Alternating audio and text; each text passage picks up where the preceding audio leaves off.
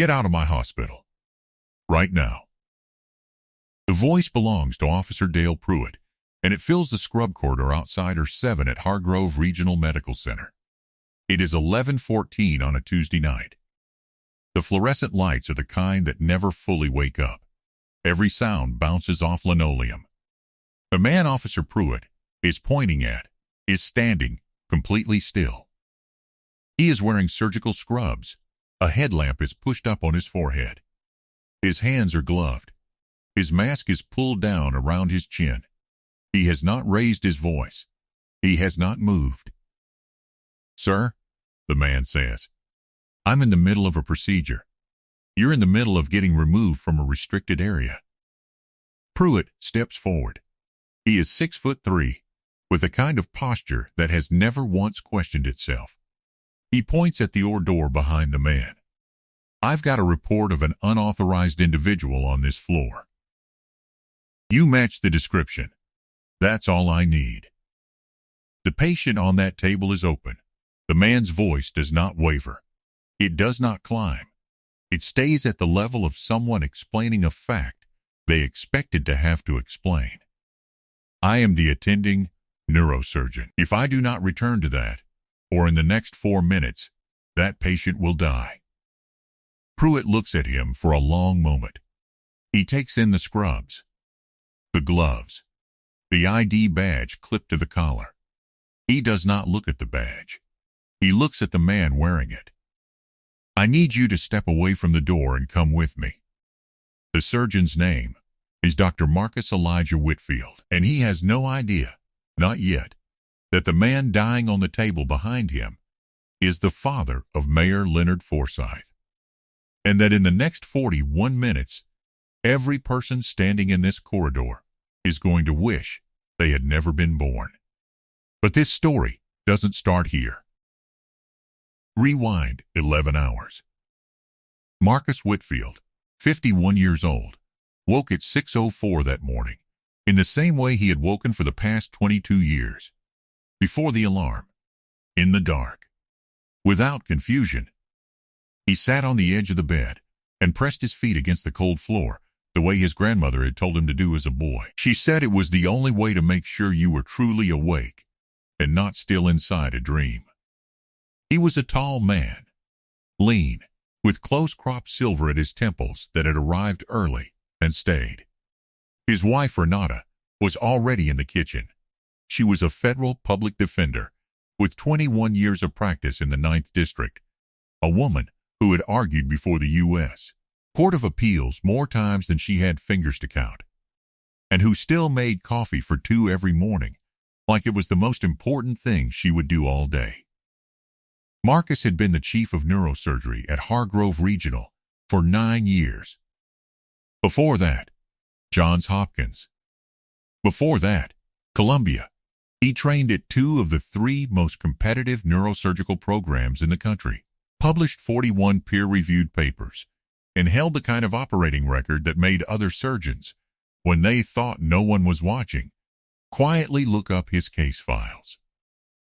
He had a particular specialty, deep intracranial vascular repair, the procedures that other surgeons declined, the ones where the margin between life and death was measured in millimeters and seconds, the ones where the attending's hands either held or they didn't. On the wall of his home office, behind the door where most people didn't notice it, was a photograph. Marcus at 32, still a resident, in scrubs in a hospital stairwell, next to a man in a postal service uniform, with tired eyes and a smile that looked like it cost him something. His father, Elijah Whitfield Sr., who had worked 38 years for the United States Postal Service, who had spent every Sunday pressing Marcus's dress shirts for Monday, who had died at 61 from a brain aneurysm in a hospital where the wait time was 4 hours, and the attending surgeon was a resident on hour 19 of a 24-hour shift. Marcus became a neurosurgeon because of that photograph, because of what should have happened in that hospital and didn't, because of a 4-hour wait that had no reason to be 4 hours, except that no one with the power to shorten it had made a decision to do so. He ate breakfast that morning, kissed Renata, said he'd be home by 9, and drove his 11-year-old Volvo to the hospital. Not because he couldn't afford something newer, because the Volvo ran, and vanity was not something he kept time for. Officer Dale Pruitt, 44 years old, arrived for his security shift at Hargrove Regional at 2:45 that afternoon. He had worked hospital security for 6 years, the last 3 at Hargrove. His personnel file showed 1 commendation for restraining an agitated patient in the ER waiting room in 2021, and 7 complaints. 2 for excessive force. 3 for unauthorized physical contact with hospital staff.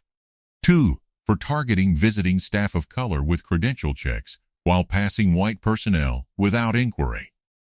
All 7 had been reviewed. All 7 had been closed, with no action taken by Chief of Security Ron Kavanaugh, who had played softball with Pruitt's older brother for 11 years, and who reviewed complaints the way a man reviews the check when his own brother is picking up the tab. Pruitt knew the hospital's restricted floors the way he knew his own apartment, not well enough to navigate in the dark, but well enough to feel like the space was his. He had a habit of planting himself near the elevator banks on the surgical floor during the later shifts, when the hallways thinned out and the badge check procedures became informal. He had learned which attending surgeons came in late. He had learned which ones he had never seen before. He had learned, without articulating it in those words, without needing to, which ones he felt the need to question. At 11:09 that Tuesday night, Marcus Whitfield stepped off the elevator on the surgical floor, already in scrubs, already gloved, already moving at the pace of a man who had been called in on an emergency and was burning minutes. He had been called at 10:41, a 67-year-old male patient, brought in by ambulance, presenting with a ruptured intracranial aneurysm. Hemorrhagic stroke. Time critical. The on-call neurosurgeon had one look at the scan and called Marcus. Marcus had thrown on scrubs in the locker room and was in the corridor outside, or 7, within 19 minutes of the call. He was scrubbing in. Dale Pruitt was at the end of that corridor. He had seen Marcus come off the elevator. He had watched him badge through the restricted door. He had watched for 5 seconds. Then he had followed. "Sir, I am asking you one more time." Pruitt's hand is on Marcus's arm now. Not gripping, but there. "Come with me to the security station, and we'll verify your credentials." "My credentials are on my badge." Marcus does not pull away from the hand. He keeps his eyes level. He is counting. He has been counting since Pruitt appeared at the end of the corridor. Unlawful detention, that is 1. Physical contact without cause, 2. Interference with a medical procedure, 3. If the man behind him dies in the next 4 minutes because of this corridor, 3 becomes something much larger. Badges can be faked. I need verbal verification from a supervising physician. The supervising physician is me.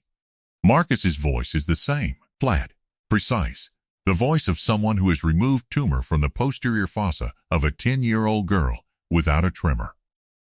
And the patient on that table does not have 4 minutes. Pruitt's radio crackles. His hand tightens on Marcus's arm. "I've got a possible 1065 on surgical 2, requesting backup." A 1065. Unauthorized individual. That was the code. In or 7. Through the small rectangle of reinforced glass in the door, the scrub nurse looks up from the patient on the table and sees the chief of neurosurgery standing in the corridor with a security guard's hand on his arm. 37 minutes remain. The scrub nurse's name is Patricia Osei. She has worked with Marcus Whitfield for 6 years. She has her phone out before she has fully processed what she is seeing. What Patricia Osei sees through that glass, Marcus Whitfield has seen before. Not in this corridor, not in this hospital, but in other corridors, in other forms, in the particular way that certain spaces choose who belongs in them and who requires verification. He had seen it in his first year of medical school, when the department secretary asked 3 times if he was sure he was in the right building. He had seen it in residency, when a patient's family member asked the white intern in the room, not Marcus, whether the surgery was going to go well. He had seen it 22 years ago, in the stairwell in that photograph, when the hospital told his father to wait while the clock did what clocks do. He was not angry. Anger would cost him minutes he did not have. He was not afraid. Fear was not a tool he could afford. He was documenting every second, every word, every hand placement. The way his father had documented 38 years of small indignities in a postal route notebook he kept in his breast pocket. The way Renata had told him 17 years ago, sitting across a kitchen table in their first apartment, with the directness of a woman who had built her career on exactly this. Documentation wins. Emotion loses. Evidence is everything. The second security guard arrived at the end of the corridor at 11:22. 30 minutes remained. In the hospital parking structure, Renata Whitfield was pulling into a space. She had received Patricia Osei's text message at 11:18. 3 sentences.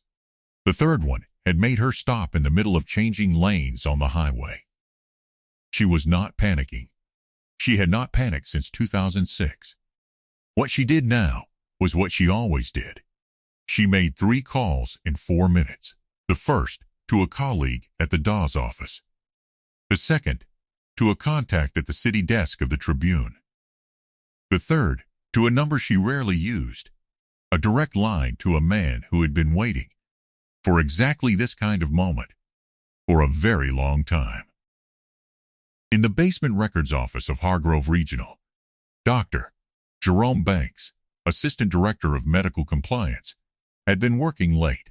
He had been working late, or a version of it, for the past 14 months. He had a file on Dale Pruitt that was 4 inches thick. 7 complaints. 8 patient interviews. Surveillance footage he had requested and been denied 3 times before he found a supervisor who didn't know why the requests kept being denied. He had a file on Ron Kavanaugh that was 2 inches thick.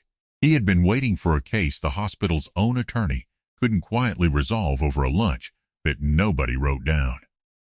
When his phone rang at 11:20, he was already standing up. 26 minutes remained. Pruitt had Marcus in the security station on the ground floor by 11:24. A small room. Cinder block. A desk.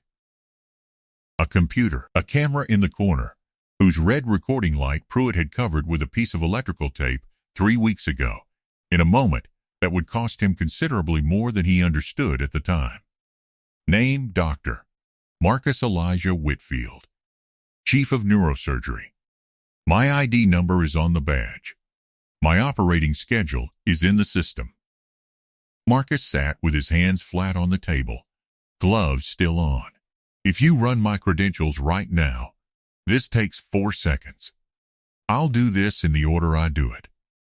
Pruitt settled into the chair across the desk. He had a way of sitting down that was itself a statement, the slow, deliberate spread of a man who believed the chair was his by right, and the waiting was yours by nature. He opened a form on the computer. He typed with 2 fingers. Let's start with your supervisor. My supervisor is the Chief Medical Officer. His name is Dr. Alan Forsyth. His number is in the directory. Marcus watched Pruitt's 2 fingers on the keyboard. He thought about the man on the table upstairs. 67 years old. A hemorrhagic stroke. The kind of bleed that does not wait for paperwork to catch up. He looked at his watch. If you contact Dr. Forsyth right now, he will confirm my identity in 45 seconds. I'll get to that. Pruitt typed another line.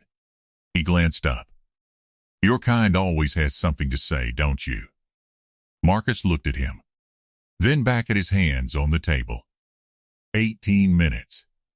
On the third floor, in a waiting room that smelled like vending machine coffee and industrial floor cleaner, a woman sat in a plastic chair with both hands in her lap. Her name was Cecilia Forsyth. She was 64 years old.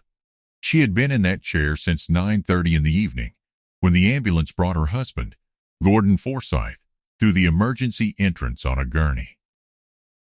Gordon Forsyth, 67, retired civil engineer, who had coached youth soccer for 11 years and still knew the name of every kid who had played for him, who had a hip that never fully healed after a fall in 2019, and who had refused every single morning since to let it change what time he got up, who had been pronounced stable by 2 physicians before the hemorrhage made the first 2 physicians wrong. Her son had been called. Her son, Leonard Forsyth, was the mayor of this city. He was also, at this moment, 40 minutes away at a fundraising dinner, receiving a text message from his chief of staff that made him stand up from the table without explanation, button his jacket, and walk toward the car, waiting at the curb. 11 minutes remained. Pruitt was on his radio again. He was explaining the situation to someone who, based on his tone, was not fully agreeing with him. His voice dropped. "I'm handling it, Ron. I said I'm handling it." He glanced at Marcus.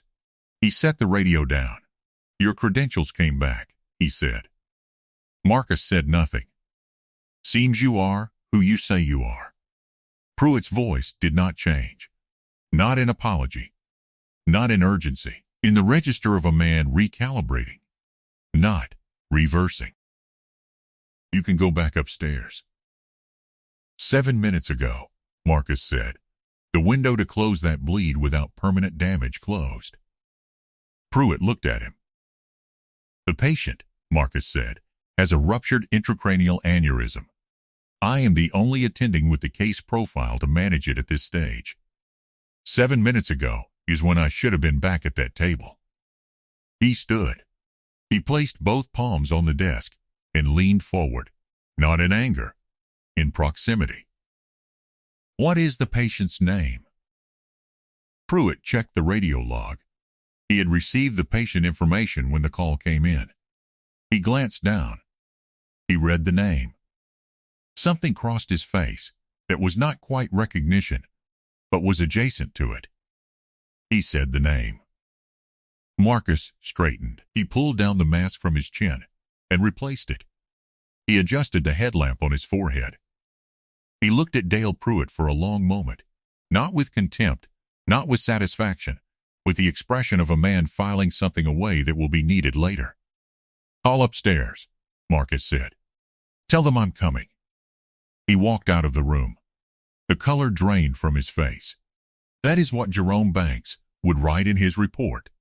Later, when he reconstructed the timeline of the evening from the footage that remained, he would note that Pruitt's expression changed at 11:37, 1 minute before Mayor Leonard Forsyth's SUV pulled up to the hospital entrance.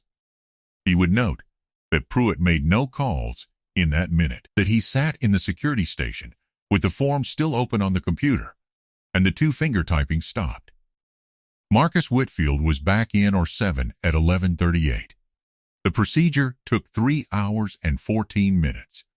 Gordon Forsyth would survive. Leonard Forsyth arrived at the hospital at 11:39. He was in the surgical waiting room by 11:42. He was told by the attending nurse that his father was in surgery and that the chief of neurosurgery had just returned to the OR after. And she paused here because she was trying to find professional language for what had happened after being detained by hospital security during the procedure. The mayor of the city sat down slowly in the plastic chair next to his mother. He took her hands. He asked her to tell him exactly what she had heard. Then he sat quietly for a moment. He called his chief of staff. "Get me the name of the hospital's chief of security," he said, "and tell me who oversees the security contract." In the basement, Jerome Banks had been in motion since 11:21. By midnight, he had pulled the complaint file, the surveillance logs, the badge access records for the evening, and the personnel records for both Pruitt and Kavanaugh. By 12:15, he had reached the hospital's legal counsel on her personal cell. By 12:30, he had reached the city's Office of Hospital Oversight. He had been waiting 14 months for a case the system could not quietly close. A black surgeon pulled from an active procedure on a hemorrhagic stroke patient. He had his case. Marcus finished surgery at 2:52 in the morning. He stripped his gloves. He walked to the scrub sink. He stood with both hands under the water for a long time, not because they needed more washing, but because he needed 30 seconds where nothing was required of him. When he came out of the OR wing, Renata was standing in the corridor. She had been there since 11:50. She was in the dark blazer she wore to federal court. She had not changed. She had driven straight from home. She had spent the past 3 hours on her phone, and she had not wasted a minute of them. "Gordon Forsythe is stable," Marcus said. "I know." She looked at him for a moment, with the particular attention she gave to things she needed to fully see. "Jerome Banks has everything." "Good. The mayor is here." "I know." She stepped forward and put her hand on the back of his neck, briefly, the way you touch someone to confirm they're real. Then she stepped back. "Do you want to go home?" she said. "Or do you want to finish this tonight?" Marcus thought about his father's face in that photograph.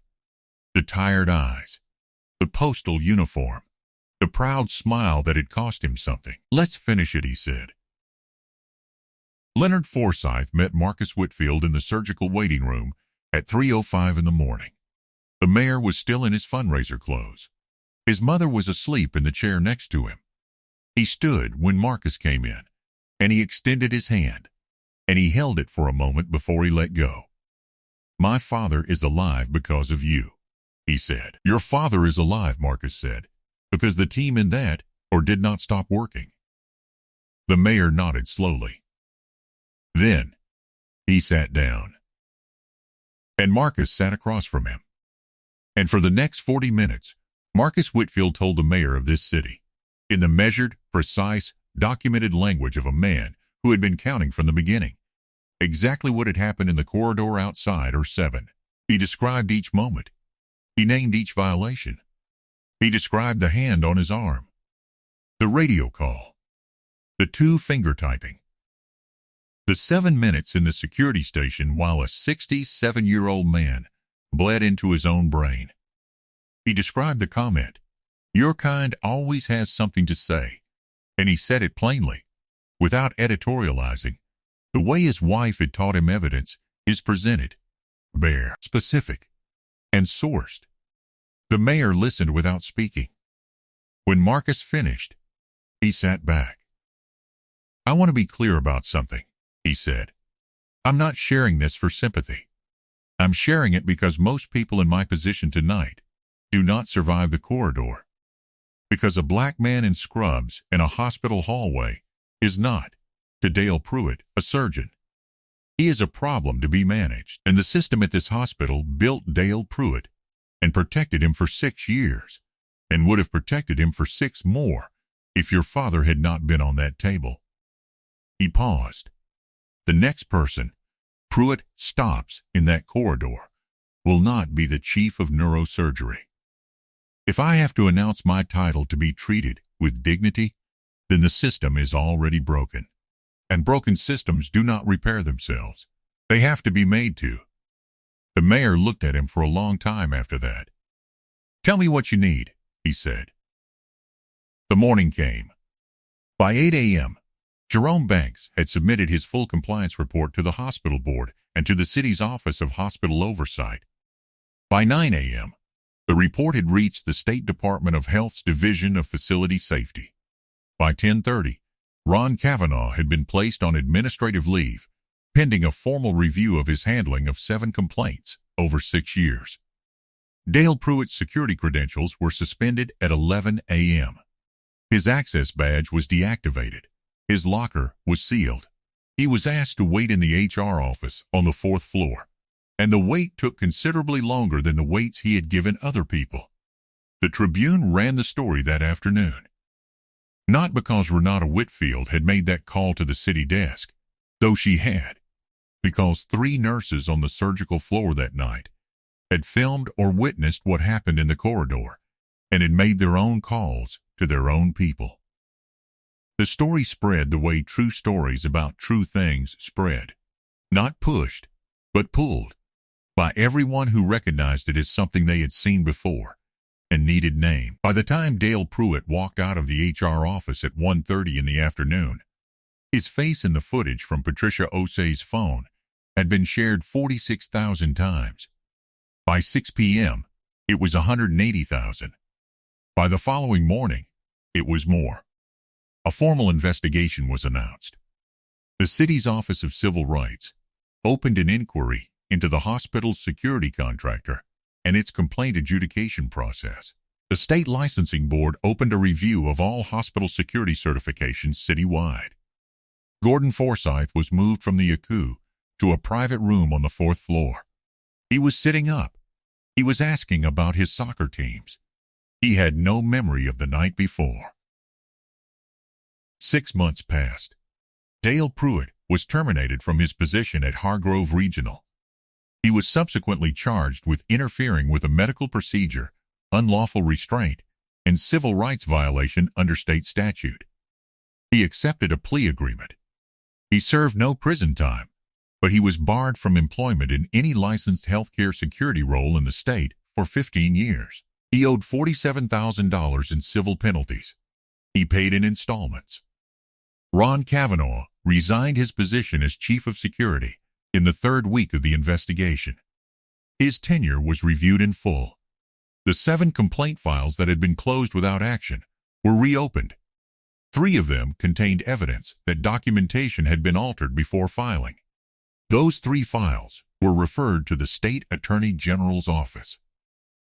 Jerome Banks was appointed interim director of safety compliance at Hargrove Regional. He was asked, in that role, to build the first independent complaint review process in the hospital's 40-year history, a process where complaints against security personnel would be reviewed by a panel that included no members of the security department.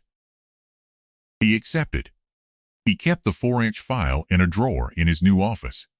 He did not throw it away. Renata Whitfield argued her next case before the 9th District Court of Appeals 14 days after the night in the corridor. She won. Marcus Whitfield performed surgery the following Tuesday morning. He arrived at 6:30. He scrubbed in. He stood at the table and his hands held. They had always held. The difference on this Tuesday was that the badge check at the surgical floor door had been rebuilt. Electronic, logged, auditable, no discretion component. What a person looked like was not a verification tool. It had taken one night to prove what had always been true.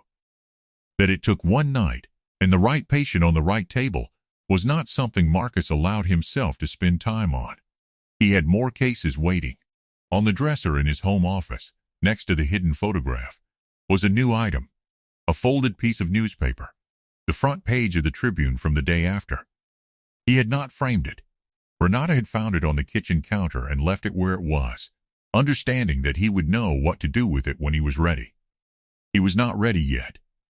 That was all right. He had the next case, and the one after that, and all the ones after that, the ones no one else would take, the ones where the margin was measured in millimeters and seconds, the ones that required exactly what he had spent 22 years building. Until the system changes, he had said to Renata on the drive home that morning, as the sun came up orange over the highway. She had kept her eyes on the road. Someone has to be watching. If this story found you, if something in it landed in a place that was already sore, then you already know why it matters. Stories like Marcus's do not end in courtrooms or headlines. They end in corridors, in seconds, in the distance between a man's hand on a door and someone else's hand on his arm. They end in the ordinary moments that never make the news unless someone is already filming. Share this with someone who understands that justice is not the same thing as resolution. Subscribe because you want to keep watching and because some things should not have to be watched alone. What does accountability look like in the institutions you move through every day? Drop it in the comments. We want to hear it because every story you tell is one more light on.